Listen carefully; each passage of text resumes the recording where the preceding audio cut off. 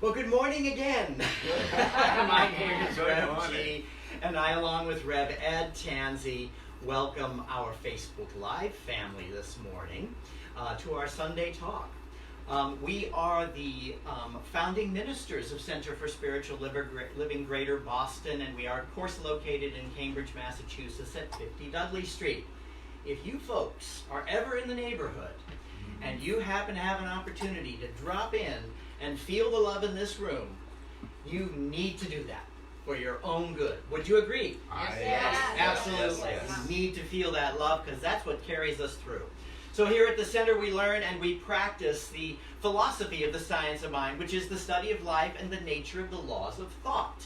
And of course our beloved Reverend Dr. Ernest Holmes synthesized the science of mind after studying religion and science and philosophy, and he used from them what he felt were the most powerful commonalities that would help to provide tools for humanity to live an amazing and awesome life, which is what we try to do around here, and to have a deeper and more powerful connection to the God of their understanding, whatever that was.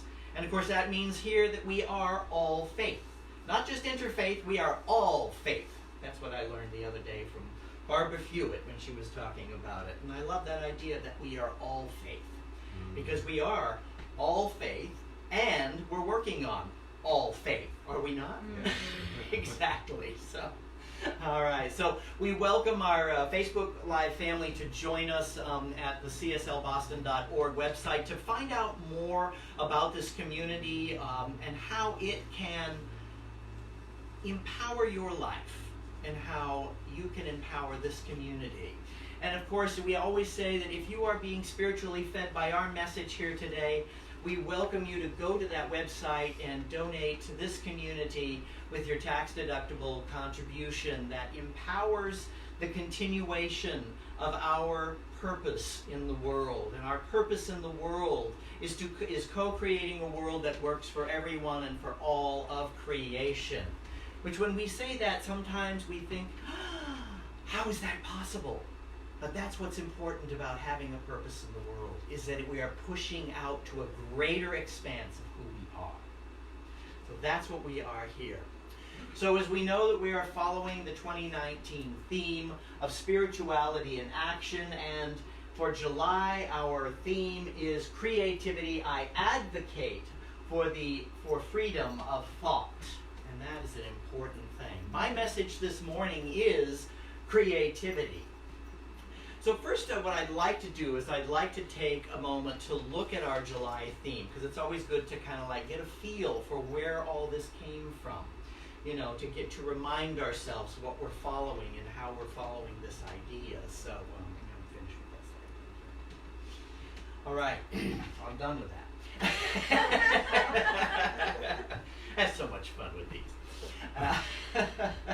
So taking a look at this, there are two pieces to how we're showing up in the world, or what we're doing in our theme this month and throughout the year. The first part is what I call the spiritual part. The spiritual part is creativity. So that's the spiritual part, and I like to say that we say around here that it is divine creativity, because that's what we're actually about here.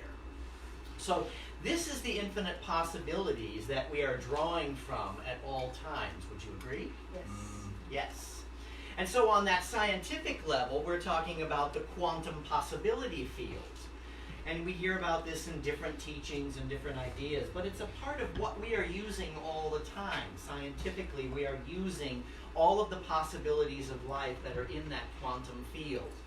And we do this with our attention, imagination, and they bring them into form and experience in our finite lives. Do you agree? Yes. As I focus on it, I'm bringing it into my life, right? Yes. Always, always. So that's that part of it. I also want to share, what Ernest Holmes says about this as well, because I think this is very powerful in a realization here. The possibility of life is inherent within the capacity to imagine what life is, backed by the power to produce this imagery or divine imagination. That's what we're using all the time, that divine imagination. And when we're using the human imagination, is it showing up as good? Not necessarily. Sometimes our human imagination is more finite and limited, is it not? And puts us into little boxes and all kinds of other things. So Ernest is telling us about this power. So in order to have all of the possibilities, we also need to have that social justice piece. And the social justice piece is actually provided to us this month by Reverend Dr. James A. Forbes Jr. of the Riverside Church. And it is the prophetic justice principles which he suggested that people of faith should use to test their leaders' policies. If you could put up the slide, so the prophetic justice principle that we're using for July is number 6, guard freedom of thought and discussion. And then he goes on to explain how we can look at this in our policymakers. Does the policy provide for free press, free discussion, and the expression of dissent, along with fair and just methods of participation in the democratic process? So you see, we're taking our spirituality into the world in this idea. We're going beyond the limitations of, oh, I'm just a spiritual person. It's so amazing that we were very blessed that we just happened to receive an email that Marianne Williamson was going to be up in Elliott, Maine, and we were actually able to go and be present as she spoke of her, her desire to run for president of the United States. And it was so wonderful to hear an elevated consciousness speaking of this idea of politics, which is what is so needed in the world. And I feel that, what she's doing is she's bringing an elevated consciousness not only to herself and to people who are listening, but she's also bringing it to our democratic method. She's bringing it to how we show up in the world in politics. And it's very, very powerful to listen to her ideas and what she's bringing forward. So the thing to look at, and she even mentioned this herself, is that we need to look at the policies that our national leaders may be bringing forward. And if they are not what we would call positive, then we need to go into our spiritual practice and then move into action to do whatever it calls for to replace those consciousnesses that no longer serve the greater good of humanity. And I think that's very important. Ernest Holmes actually tells us in the quote of the month, he says this: your own choice has decided you. Wow. That's like right between the eyes, isn't it? Your own choice has decided you. So we have to really look at the own choices that maybe our people in government are making and say, how can I make choices that make me something that brings forward a world that works for everyone in all of creation? Rev Trish created for her community at Metro Center for Spiritual Living a sign that she puts up whenever there's voting going on that says, I vote for a world that works for everyone. And I thought, what an awesome consciousness to set in the universe. She sent me the template, but we didn't have time to put it together. But if this community would like that, we would be more than happy to create those things for you to put in your yards. So what this means is that we are always making choices in our imagination, in our attention or focus, and with our words. Would you agree? Yes. We're always making choices in those things. Even if I say I don't want to make a choice, and this is a big one, I think this is really important. I am making a choice. In this case, by choosing not to choose, I am accepting the collection of all of my own beliefs, and I am accepting the race or societal consciousness and all of those beliefs when I choose not to choose. That really sucks. And that is not what I want in my life. How about you? So I'm going to consciously do my spiritual work so that I can consciously make choices that are going to bring about a greater life, right? Because that's what it's about.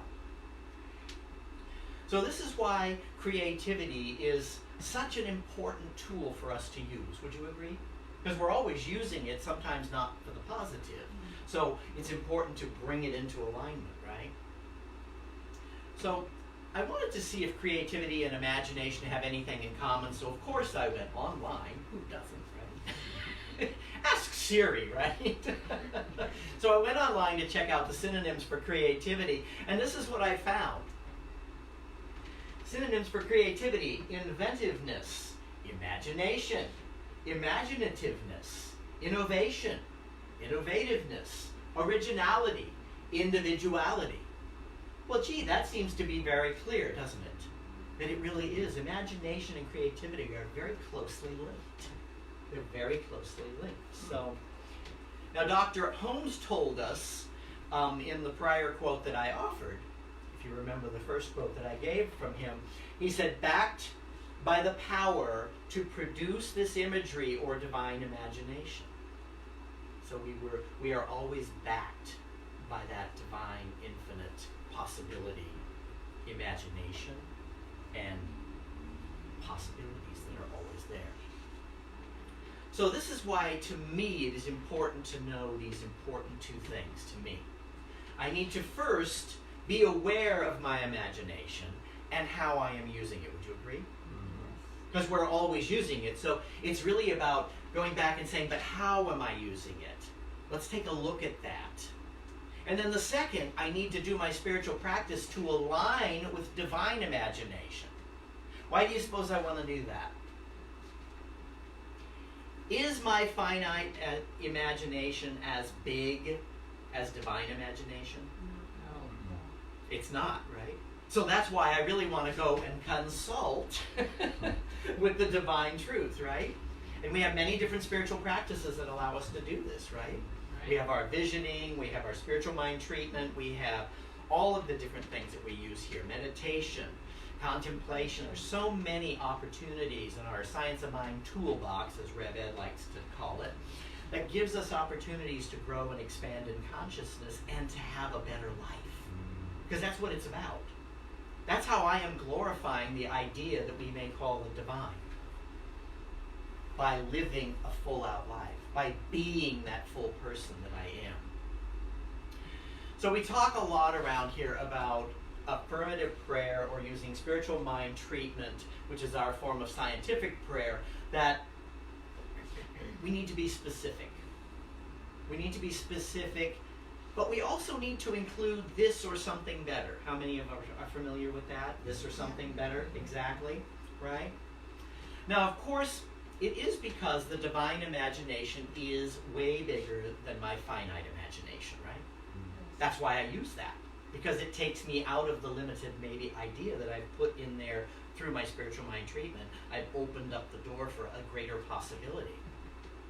You know, there's another thing that I found that was really, really interesting, and I read it in the Science of Mind magazine this week, and it just like so touched me that I never thought about this before, and I really love the idea, is that when we say this or something better, we're not only surrendering our limited idea, which could be greater than what is appearing, but we are also offering the highest and best for all involved. Because sometimes I may not be aware that my desire is not as fulfilling to all those around me. So it's like a way of saying, okay, Spirit, you take this and make it happen in the right way, in the fulfilling way, in a world that works for everyone and all of creation, right? So that's the important thing. And I thought that was so powerful, that it's building that idea of being in the highest and best good for all, not only myself, but for all. And I love that. So it kind of helps you to be specific and know that you can also open it up to the divine perfection. It also allows us to stretch our consciousness to a point where we can fully receive that which we are talking about. Because if I'm in this specific idea, and then something shows up that kind of looks like it but doesn't, I need to stretch my consciousness to realize that there's something there that I need to be using in my life, and that it will allow me to grow into that. Now, a really good example of this, is how our small imagination can work. Is that, we hear of people who have won the lottery. And they won the lottery, and then a year later, they either have less or none of what they won. Because they didn't create a millionaire consciousness. If you're going to be a millionaire, where do you need to go with it? You need to expand your consciousness to that. Do you agree? Mm-hmm. Now, I want to share something from the Science of Mind that it was just one of the readings when because we're reading the Science of Mind in a year, using that guide in the front of the book. And I just love this because he talks about this definite plan. Ernest Jones speaks of this, and I just want to give you some bits from this. So, we will say there are 4 men, A, B, C, and D. A receives $15 a week, B receives $50, C receives $75, and D receives $100. Of course, we're talking a long time ago when he wrote this, right? Because I know I want more than $15 a week. I don't know about you. So when he goes on to talk about some other things here, but he talks about these 4 men are all without positions. Okay, so they've lost their jobs. As we have said, they come to a practitioner for mental treatment. The practitioner takes the thought that there is nothing but activity.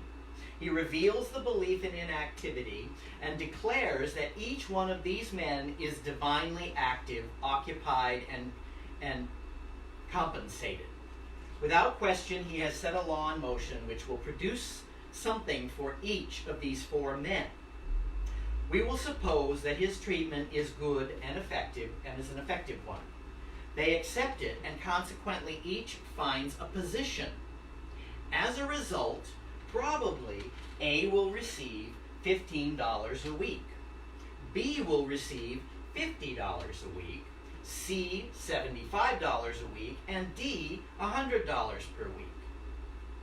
But, one might say, the practitioner spoke the word for each. Why did they not all receive $100 per week? Right? Why didn't they do that?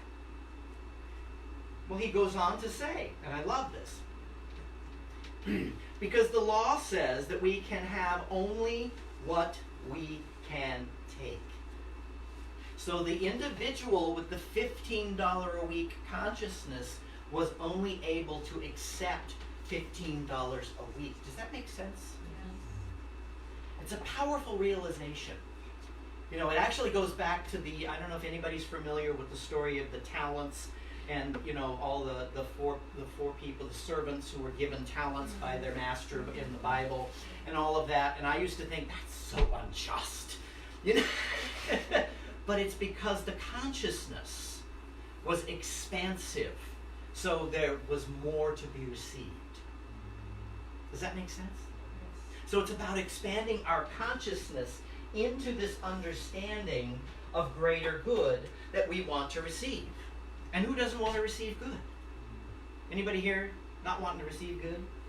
Yeah, me neither. So I just think that that's a really great example of that.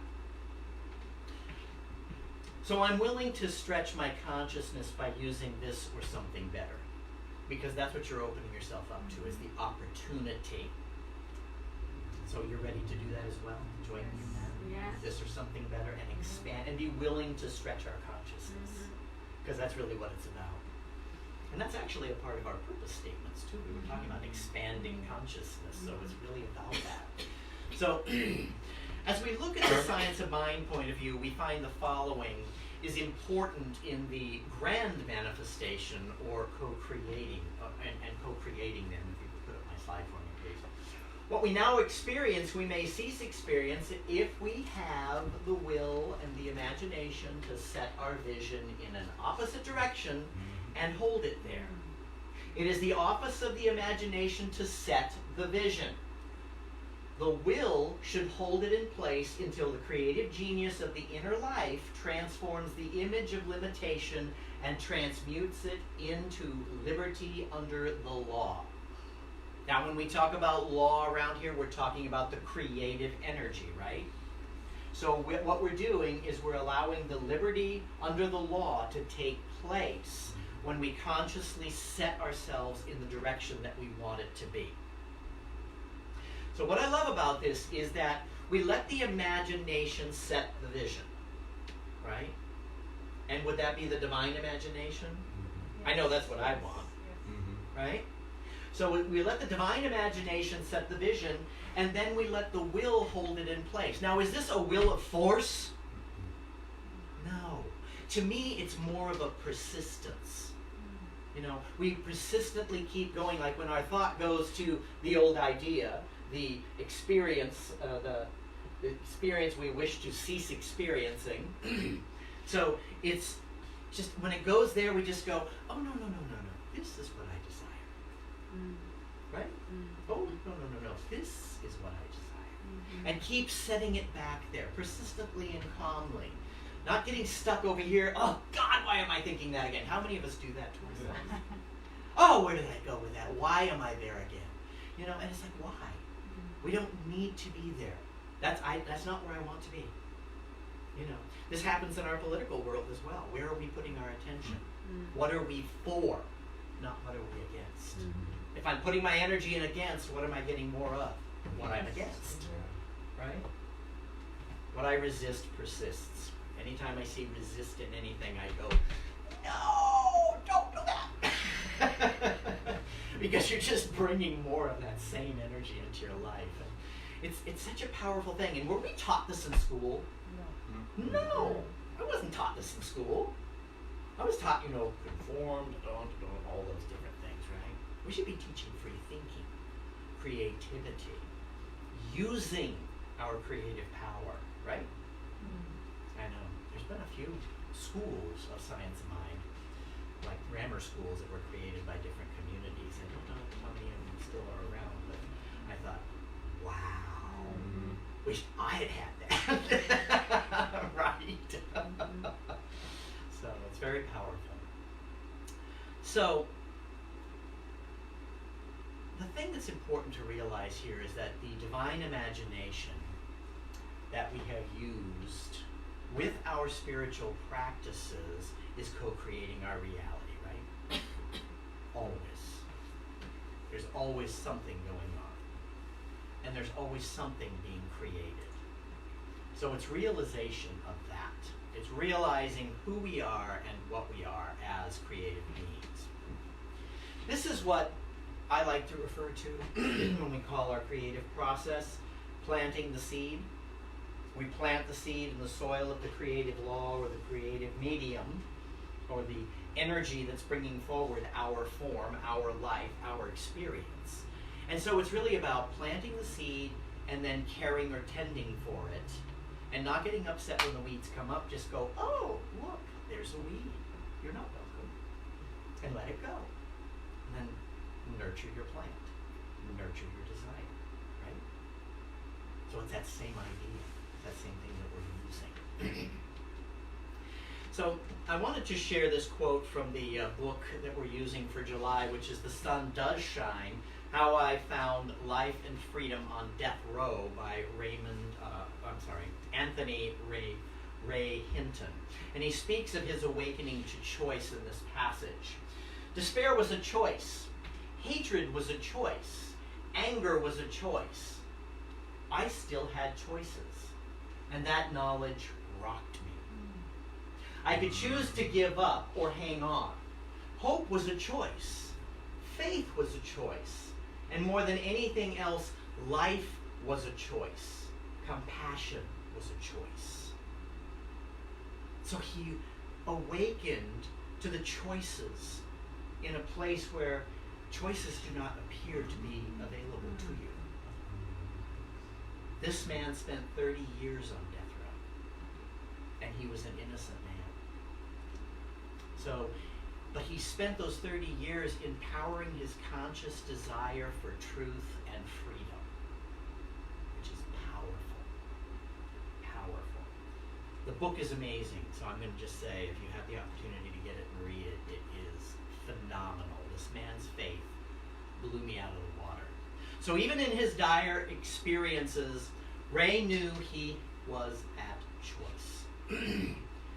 Now he further stood in his power as he stated the following. I may or may not have this wrong. Yes, I do. I realized that the state of Alabama could steal my future and my freedom, but they couldn't steal my soul or my humanity. Wow. Can't steal your... No matter what's going on around you, no one can steal your soul or your humanity unless you let them. That's powerful. It's powerful, and it realizes how powerful we are as individuals. So this man chose to use the power of his divine imagination. Would you agree? Yes. Even in the face of what we might call impossible odds. But the beauty of the science of mind, to me, is that we are never at impossible odds. We are always at choice. Always at choice. No matter what's going on in your life. Even if you're on your last breath on this plane of existence, you are always at choice to know and remember your oneness.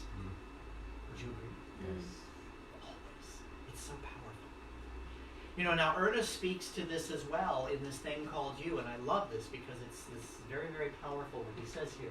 Stop trying to die and learn how to live. Would you agree Ray was doing that? He was not trying to die. He was learning how to live. And we need to be doing that all the time. All the time we need to be doing that. How often have we been in that place? It happens, right? Life happens and we go, I want to give up. But you don't have that opportunity. Because when you give up, you're falling into race consciousness. And you're letting the universe just hand you helter-skelter whatever the belief system is that's floating around you. Is that what you want? No, I won't. Not at all. And I love this quote because I just love Mame the movie, and I'm sure some of you have known it. Life is a banquet and most poor bastards are starving to death. How many people do we know who are starving to death, right? In consciousness. She's talking about consciousness. This woman lived fully. She lived completely, even in times when she didn't have it. If you've never seen the movie Mame, I recommend it to you because she is a woman who lived through everything.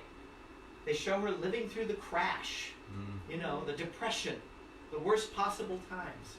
And because of her living consciousness, she creates amazing things around her. So we always are at choice. And I choose not to be the poor bastard who is not enjoying life. How about you? Yes, yes. We are not poor bastards around here. And we don't hold the consciousness of poor bastards for those who are dealing with difficulties in their life, do we? We hold the highest for them. We see the God in them. We love them for who they are. So it's really important to remember that. So what she was telling us is that we don't have to starve to death. We can live.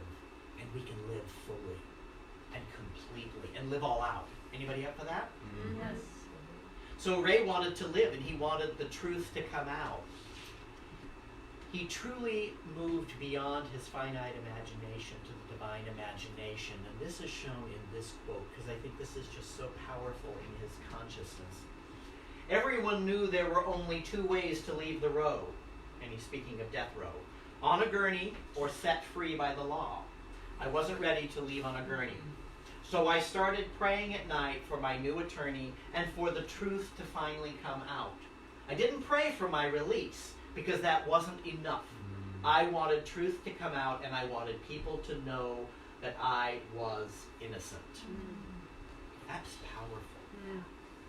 That's powerful. That is faith. That is the faith of a mustard seed.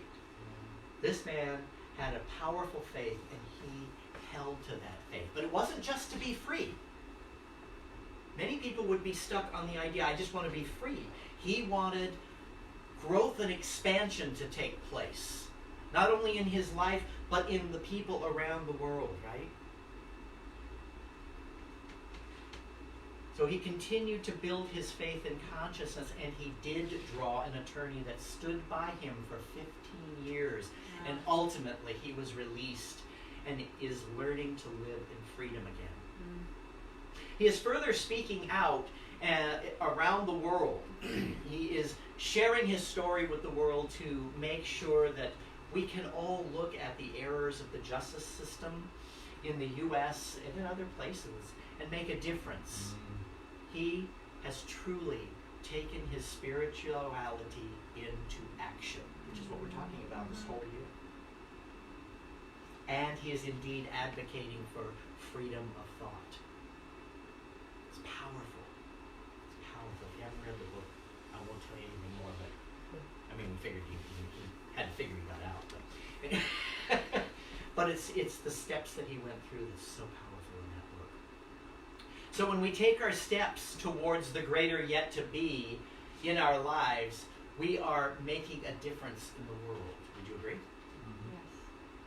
Together we can use our creativity, we can advocate for freedom of thought, we can align with the divine imagination, we can claim this or something better, and we can co-create a world that works for everyone and for all of creation. Can we not? This is who we are in the world. Will you let your life be an inspiration to the world? Will you do that with me? You join me in that? Let's say it together. Yes. Yes. Thank you. And I will too. So I claim this and I say, make it so, number one, because that is the truth. It is done. And I close by saying namaste. Namaste.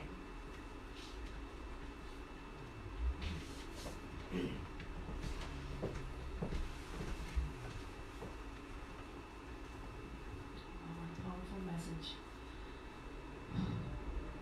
So if you are comfortable, you may close your eyes, sit back, and relax while I do the spiritual work treatment.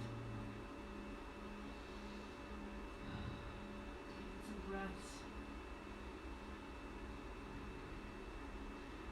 The purpose of this treatment is for me to know that each one here is in oneness and alignment with their divine creativity.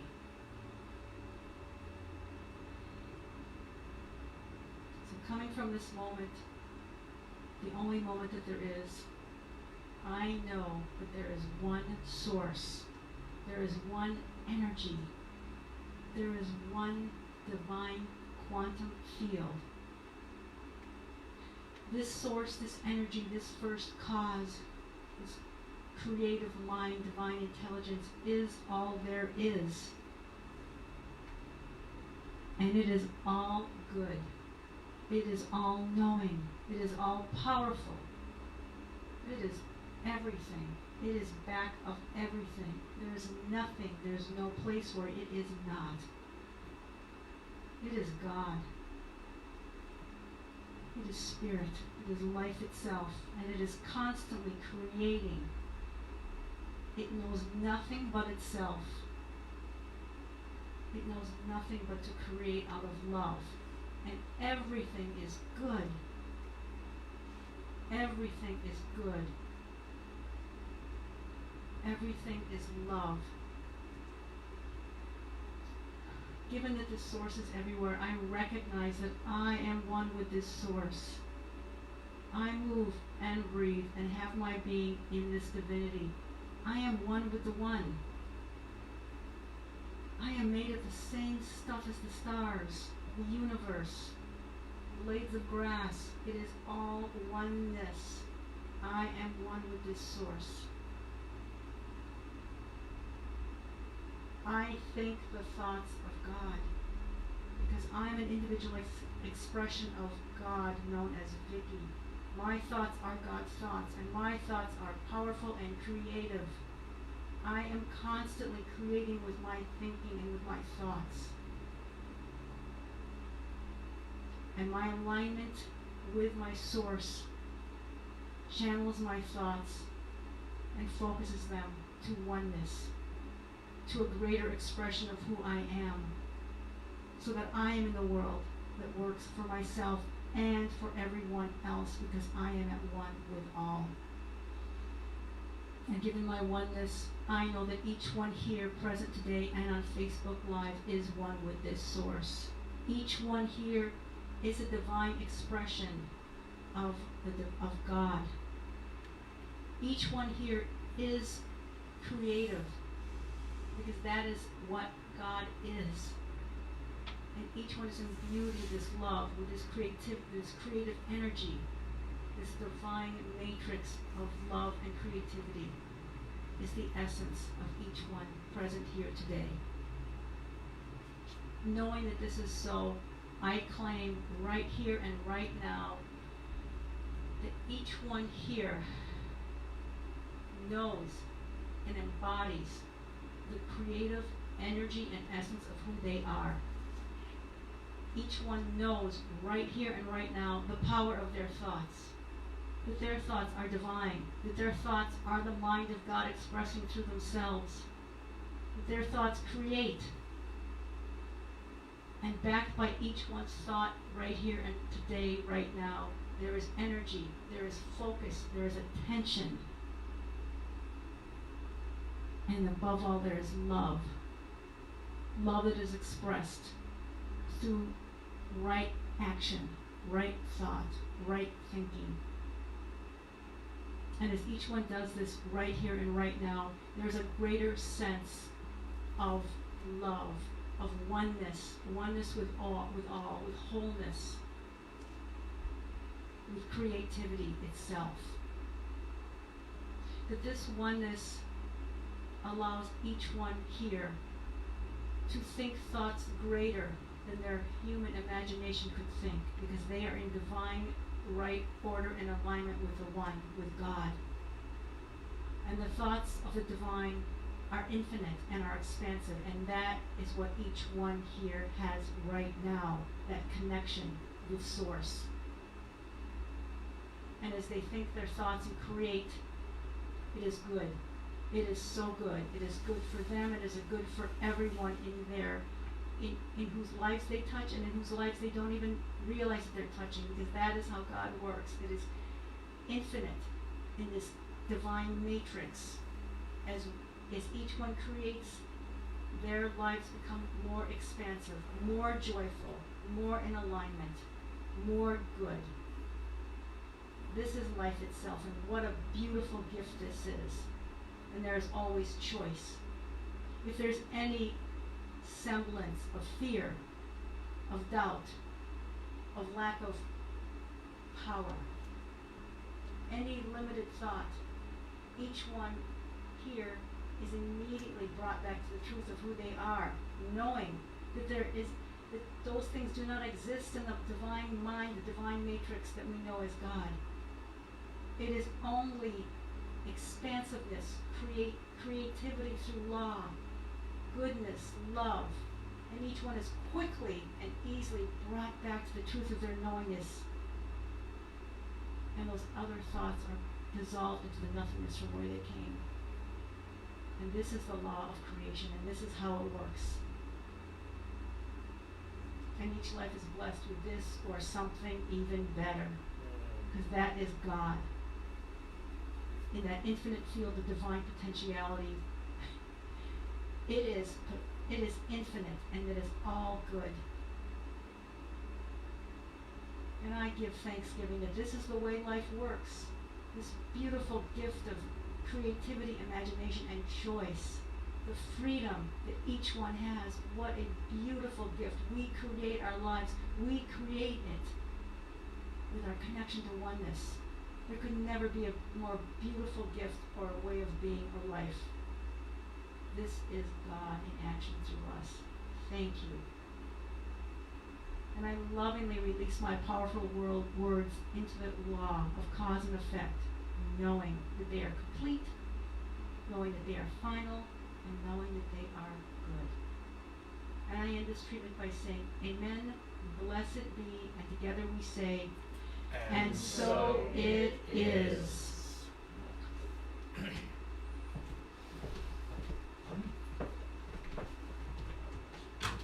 I'm feeling prayed up about y'all.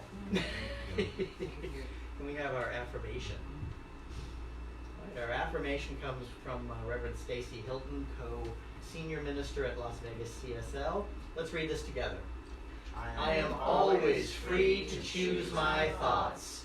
Through the power of prayer, by imagination and creativity, I can think myself out of any circumstance, situation, or condition. I love that. Should we do it again? Yes. Yeah. Yes. I am always free to choose my thoughts. Through the power of prayer, my imagination, and creativity, I can think myself out of any circumstance, situation, or condition. And so it is.